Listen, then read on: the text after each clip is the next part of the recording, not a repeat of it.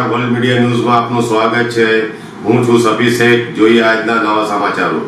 ભરૂચ જિલ્લામાંથી પસાર થતા દિલ્હી મુંબઈ એક્સપ્રેસ વે પર બુટલેગરો દારૂની હેરાફેરી માટે હવે નવી તરકીબો અપનાવી રહ્યા છે। ડુંગળીની ગુણો નીચે સંતાડીને લઈ જવાતો લાખો રૂપિયાનો વિદેશી દારૂનો જથ્થો ભરૂચ એલસીબીએ ઝડપી પાડી સમગ્ર કાવતરાનો પર્દાફાશ કર્યો છે।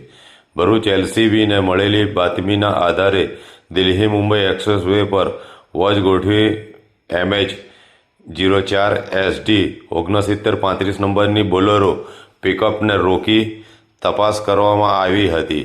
તપાસ દરમિયાન ડુંગળીની ગુણો નીચે સંતાડેલા ભારતીય બનાવટ વિદેશી દારૂના 200 બોક્સ મળી આવ્યા હતા। પોલીસે મહારાષ્ટ્રના નવાપુર રહેવાસી અખલાક અઝીઝ શેખની ધરપકડ કરી છે, જ્યારે દારૂ મંગાવનાર રાજુભાઈને વોન્ટેડ જાહેર કરી તેની શોધખોળ શરૂ કરવામાં આવી છે। પોલીસે 9.60 લાખનો દારૂ, 3 લાખની બોલેરો પિકઅપ અને મોબાઈલ સહિત કુલ રૂપિયા 12,66,000નો મુદ્દામાલ કબજે કરી પ્રોહિબિશન એક્ટ હેઠળ વધુ તપાસ હાથ ધરી છે।